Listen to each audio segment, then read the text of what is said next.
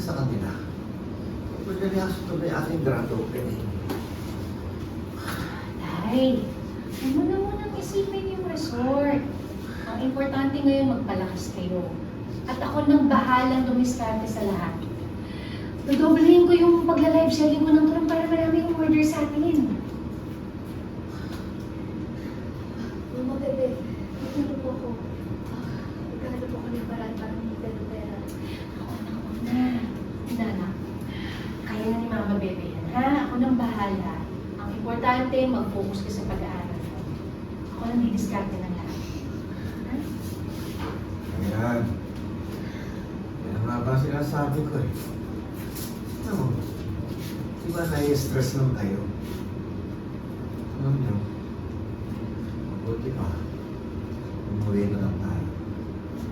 Di ba sabi naman ng doktor, 1 taon pa naman ang tali ko. Oh, di ba na tayo magkaksaya ng pera?